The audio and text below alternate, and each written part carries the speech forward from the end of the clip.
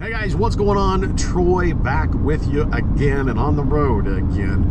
Headed actually back to Anaconda, and we're going to check out once more Gunslinger Gulch. If you saw our last video, I'll put a link up here somewhere. It posted as I'm recording this just yesterday, and I got a comment on there. We did the video. I sort of focused a little bit on putting to the test the Spirit Talker app. It's an app that you can of course download on the phone. It's a couple bucks. I don't think it's all that much. And there's some it's not controversy, I suppose, but there's talk online about does this thing work or not. And so I've been using it for a little while and thought I'd use it on an actual investigation and see how it did. And well, if you watch the video, I think we turned out some pretty good results, and they seem to sort of match with other investigative techniques. We use the cat ball and stuff, and so there were some there's some corroboration, I think, there. And I got a comment about how, you know what, I used this thing and put it in front of a fan and got all sorts of stuff and then didn't get anything else elsewhere. And the viewer, the commenter, was disappointed in the app. And so I said, you know what, I'll do a little bit of a follow-up on the Spirit Talker app. And so that's what I'm doing right now as we head down the road. And so one thing that I noted to them, and one thing that I think is important to remember, is that at least the way it's supposed to work is that spirits are supposed to be able to manipulate the app, the device, and choose words from a word bank. Well, part of how they do that is through environmental changes. At least that's how it's supposed to work. And so if you've got something running right behind it like a fan, right, it's producing an electrical field. It's probably altering temperature, maybe I don't know all of how this thing works, barometric pressure, humidity. I don't know. I'm not a scientist, but you are messing with the environment a little bit that way, and so it would stand to reason that that would also trigger some responses out of this device. And so I wouldn't be surprised to see that happen. Now, it just in terms of talking a little bit more about the app, I have, as I talked about in the video, I have gotten a fair bit of stuff off of it that it just seemed like, meh. Like I just don't trust it as actual evidence. I don't think there was a spirit spitting out those words to me, right? It just didn't feel right. It didn't fit. But there have been other times where it makes a lot of sense. We've used it, if you've seen previous videos in the vintage store that I'm a part of, we've had some pretty strange things happening in the store, and so I've done a couple of things there with it, and we've gotten some interesting results from that. One of the first time I actually used it, the short version of the story, something crashed to the ground that shouldn't have been able to crash to the ground. And so I went over there, started investigating. There are a pair of old carriage doors against the wall right there. And so one of the owners of the shop and I were talking, and she says, I have a feeling about those doors, maybe it has something to do with those doors. And we're literally having a conversation about the doors as I'm running the Spirit Talker app, and it spit out the name Larry. And she couldn't believe it, because she said, where I bought those doors? She told me. I had no idea beforehand. We'd never talked about it. As people say, well, the app can hear your conversation, and it can. We had never once talked about those doors, let alone where she purchased them, right? Turns out she purchased them from a seller in town whose name is Larry. Cross town at another place. She bought those doors from Larry. We were talking about the doors when it spit out that name. It's what's the level of coincidence that you have to, the percentage, the odds? I don't know. It seems pretty high to me that would happen, right? You explain to me how that coincidentally happened, that it picked Larry out of all the words and all the names the minute that it needed to. I don't know. Another time in the store, we actually just left it running upstairs while we went downstairs to work. I was just curious what would happen, and got a whole lot of words that just didn't make sense. Of course, there was no real conversation, so there's no context to put it in, right? It's just spitting out words. But one of the words that it said was Joe. Now, the way it spelled it was J-O, not J-O-E, like, a man's name, Joe. Well, the other owner of the shop, her nickname, it's not even her given name, but it's the name that she goes by, is Joe, J-O. Okay? So even if something hears you saying the name Joe a lot, right? How would this app know to spit out J-O, not J-O-E? Not super common, right? I was surprised it would even have that particular spelling in there. I can't explain that one either. Just as an example, a little bit personal experience, I recently was on a trip to New York City, and it was just, didn't go there to investigate anything like that. But while I was at Ellis Island, I thought, you know what? Let's turn this thing on. Let's just see, right? I turned it on outside of Ellis Island, and almost immediately we were standing like on the steps, and the tour guide was explaining, all the stuff that they do, and it spit out, "Thank you for visiting." A pretty long phrase. Shout out Ghost Energy Drinks, not a sponsor. So thank you for visiting. That was an interesting start. And then I'll go back. I'll find the because it'll record like a word file or a text file, I guess it would be, of all the words that it spits out. And so I can go back and look at the file.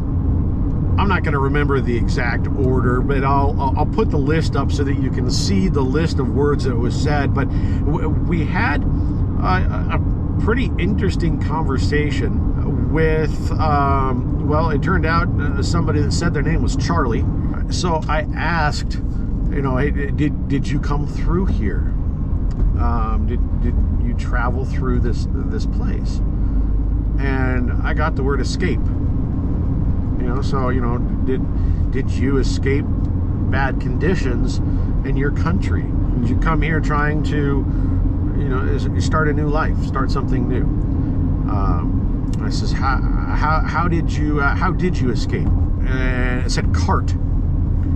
I guess you could escape, get on a cart and get to wherever to get on a boat, right?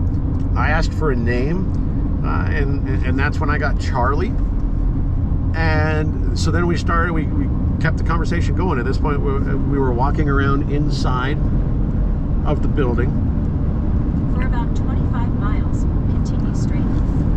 And, I said, we had options of where to go. At one point I said, so where should we go? Should we go to the second floor, or should we go over here? And it said, go up. There was, once you went up, you could go off to the side, and there was an example of one of the old dormitory rooms. And I said, should we go look at that? And it said C, S-E-E. Okay, right? Like, it was like guiding us through this place. I asked, where did you come from? I don't know if I could, my hope was, I guess, I get a country name or a city name or something, right? I kept trying to ask variations of where were you from, and I didn't get any specific place, but I got things that all fit together in a series of words. I got river. I think there was another word like woods or something like that. The woods are my home. Something like that. I think I got 3 different words or sets of words that seem to indicate, sort of, outdoor, just a pretty setting. A wooded mountain area. Maybe that's where they're from, right? I asked, what do you want from us? Do you have is there something you want us to do? Is there something you want us to know? And it said, don't forget me. At least I think that's what it was. That was the sentiment, was don't forget me, which was touching, actually, and so I said, hey, we won't, we don't know you personally, we don't know you in your specific story, but this is a place that's designed to help us remember. And I thought that was super interesting, that we got all those words that really, really matched the questions and the conversations. Then just, I guess, the cherry on top of it all, right? We also went to the 9/11 Memorial. Now, this is a place where I had sort of committed ahead of time. I was like, this is not a place to investigate, right? It's not. It's not the right place. It's not the right feeling. I didn't want to do that there. The 9/11 Memorial is, and the museum there, they did an outstanding job. They created a very respectful, solemn environment without it being overbearing, right? It feels right in there. It feels like it should. And so I went in and I was feeling what you should feel. It was solemn. It was sad, but not overwhelmingly so, right? Just appropriately so. I guess I don't know how else to say it. But I got to one part in there, and the longer that I do this, the more investigating that I do, the more open I find that I am to it, and the more sensitive I am to when there are things happening around me. I'm just a better judge of that stuff, and my senses are getting better and stronger. And as I walked to one part of the museum, there is a balcony and a railing that looks down to the lower level, and you can see some of the stuff down there. And as you look across, on your left is the remnants of a wall from one of the towers, and there's also a girder in there and stuff like that. And there was something about the wall, and just the pieces of steel and the rebar coming out, and just there was something about it. And it wasn't the whole thing. I mean, that was a lot when you just kind of take it all in from above, but there was something about that wall that just hit me. And standing there on that railing, I just started to cry. Like, it was just too much. It was it was an overwhelming feeling of just sadness and grief. And I don't have anybody that I was connected to. I don't have a personal connection to it, but it felt very, very personal. And I don't really have an explanation for that. But in that moment, I kept feeling, despite going in my feeling of, turn that thing on. And I had to turn it on. So I quietly just pulled it out, turned it on, and immediately I started getting a lot of names. I get names on there once in a while. You saw us get Mildred. I mentioned Larry. It'll spit out names, but not a string of them, right? Like, you don't get a lot. At least I haven't. And the very first one I got was My Name is Rose. And what I realized right about after I got that, I just walked a tiny bit more and realized where I was standing. I turned the corner into a room, and it was a fairly large room, and lining the walls there was a console, I guess, in the middle, and it was a room where they were playing last messages recorded by these people, and the walls were lined with pictures, with portraits of all these people, and you could look up names. There's a console outside of that room as well. You could look up names. That's where I got My Name is Rose. I got a couple words that didn't really make sense in that session as they do, and so it's either they're words that don't fit, or they're just words that I don't know how they fit. I don't understand. I don't realize that they fit, right? I got shot, which was interesting. I don't understand that. I got nervous, which could certainly fit. But then I got a bunch of names, and as I'm driving now, I'm having a hard time remembering the names that I got. I got Mick. I got Jeff, Geoff. I think I got one or even two more. I'll find the list again, and I'll put it up here so you can see it. But I also got a phrase that you know the old screensaver with the ball bouncing, you know, corner to corner or side to side. The phrase I got, they never found my body. I got a few things after that. I think a couple were names, but that phrase just kept bouncing around in my head, and it was too much, and I turned the thing off. It was a lot, and so I apologized. I said I've got to go, and I shut it off.